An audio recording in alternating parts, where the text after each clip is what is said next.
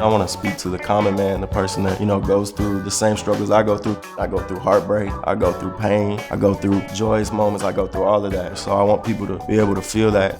I'm Trent the HOOLiGAN, and I'm a rapper.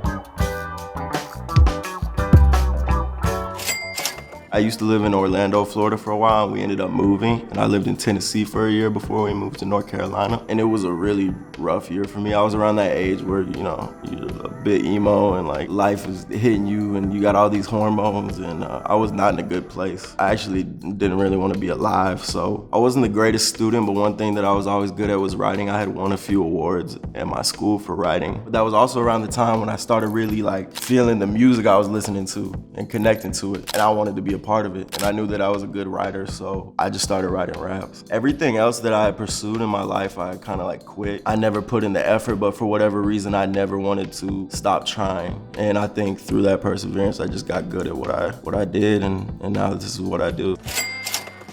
I'm from all over the South. So my parents are from Georgia, my mom is from Atlanta, and my pops is from a town like 20 minutes outside of Atlanta. I think being Southern influences me a whole lot. When I first started rapping, I think I was trying to imitate like Nas, Jay-Z, Biggie, all these dudes that are known as like the legends, like the big heads. I didn't understand the slang, what they were talking about, because they weren't from where I was from. My big brother used to play Outkast all the time, and I heard the slang and the way they were talking and the way they inflected their voice. I was like, this sounds like where I'm from. I think Outkast and UGK and a lot of the Southern hip hop legends are how I found my sound and found my identity.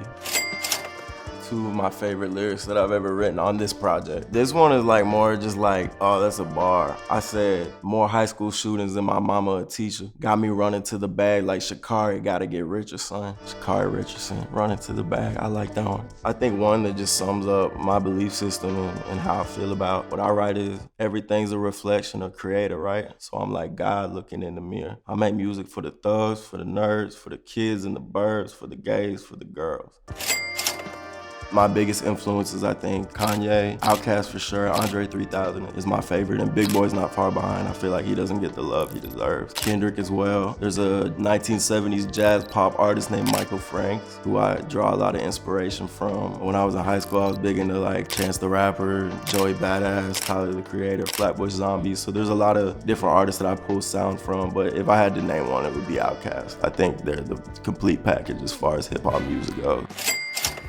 My songwriting process is all over the place. There's no like method. It's not like I sit down and I'm like, all right, I'm gonna write a song about this. I think driving might be the most therapeutic place. I write a lot of songs in my head. I could be in the shower, in my car a lot of times, laying down in bed, 4 in the morning. That's your brain starts exploding, you feel me? The method to my madness is the madness itself, you feel me? So it's all over the place.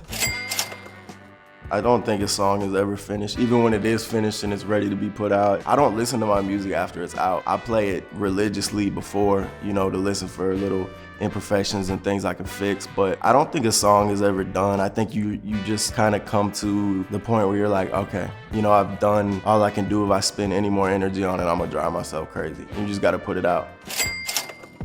For me, success is being able to do what I love and impact people. My pops is a preacher, my mom is a teacher. I grew up being raised around people whose whole career path and life choice was to impact people, and I think that rubbed off on me. So if I can impact people and touch people's souls and make people's day a little better, then that's success to me.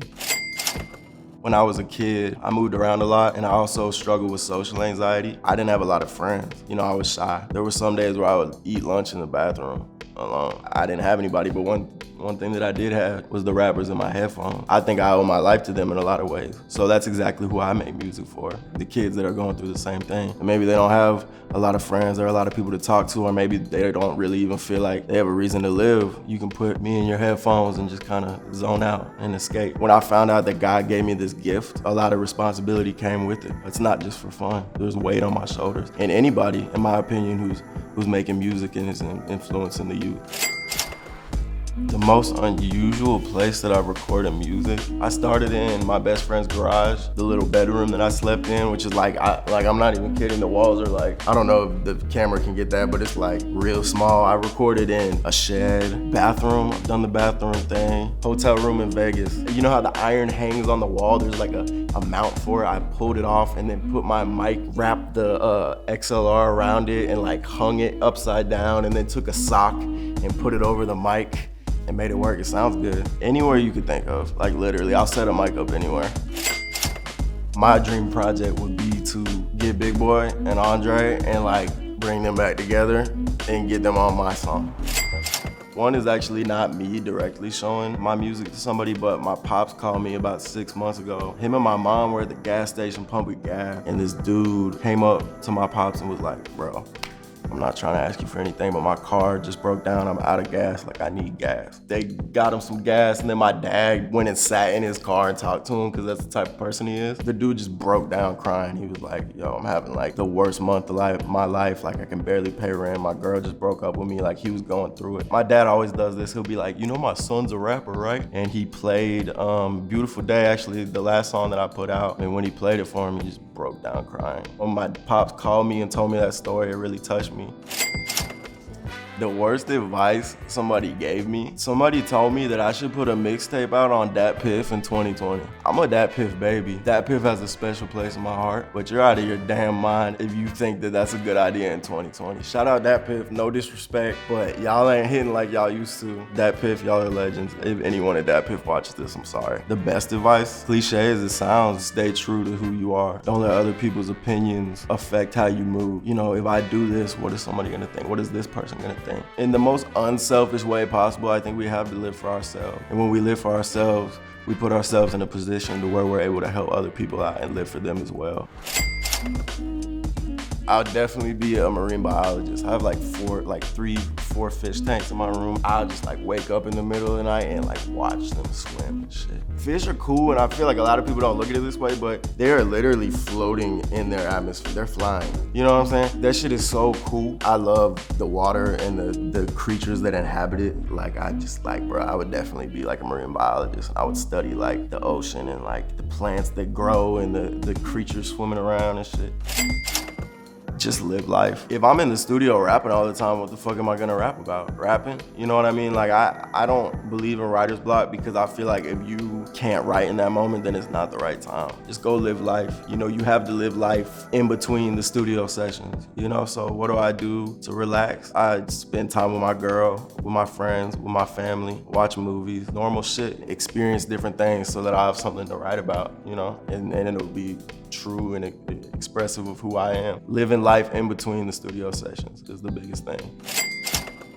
My motto, what I live by, make God smile. I think if we can kind of detach ourselves from that main character syndrome and realize that there's a billion other people around us that have feelings and emotions and live for them, then God will you know, reward you. So for me, it's make God smile. Everybody's God. God is all around us. You're God, I'm God, we're all God. We're all a product of it. So if I can make somebody smile throughout the day, that's what I'm here to do. I think the only reason that hip hop evolved and survived for so long is because a lot of the Southern artists carried that weight. It's the flavor, you know what I mean? Like the way we talk, the way we're around people, we're very personable. Like you can feel it, you know?